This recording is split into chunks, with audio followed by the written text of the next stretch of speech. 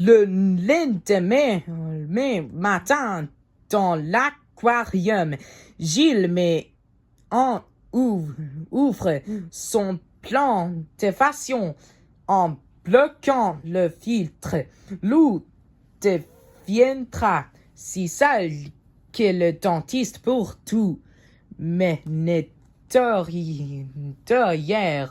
devra placer le poisson dans des sacs en plastique près de la fenêtre. Ensuite, ils pourront plastique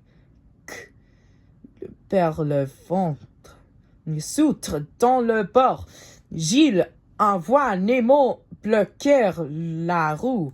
Si cette dernière remplit à sa mission et coince, le moteur avait une caillou, mais à l'instant où il revient par le tube, le caillou glisse. Nemo est souffle de justesse par ses amis.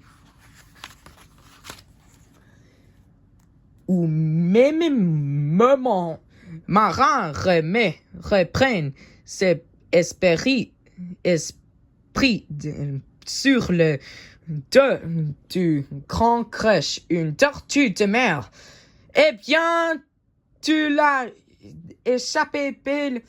Bienvenue dans le courant australien, dit Crush. Le courant est australien. On nous réussit, s'écrie Marin. Mais où est la petite bleue?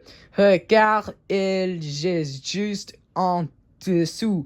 Marin se penche et il aperçoit son ami sur la carapace d'une autre tortue. Grâce aux tortues, l'histoire de Marin et de son fils a été transmise jusqu'au porte-ciné où deux pélicans pêchant leur de journée l'un de réagit immédiatement au nom de Nemo et peur que si l'amiral il s'envole aussitôt et va se passer sur la fenêtre près de l'aquarium et les siphonner. J'ai des nouvelles pour Nemo. Son père se bat contre l'océan tout entier pour le retrouver.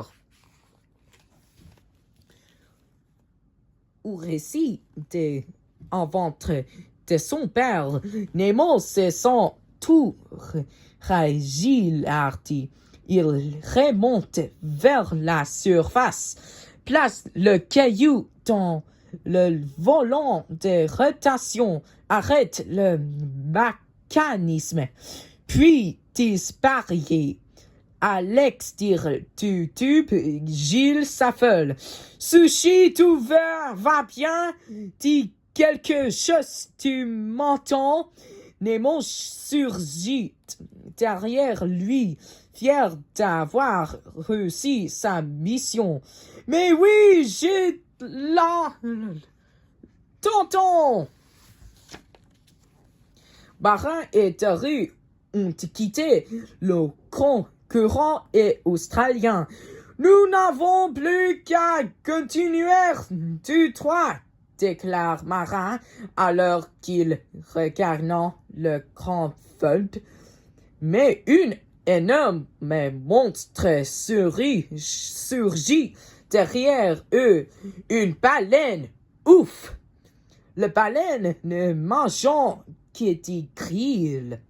Attention, souffle qui peut, crie Marin avant d'être aspiré dans le gel de la bestiale.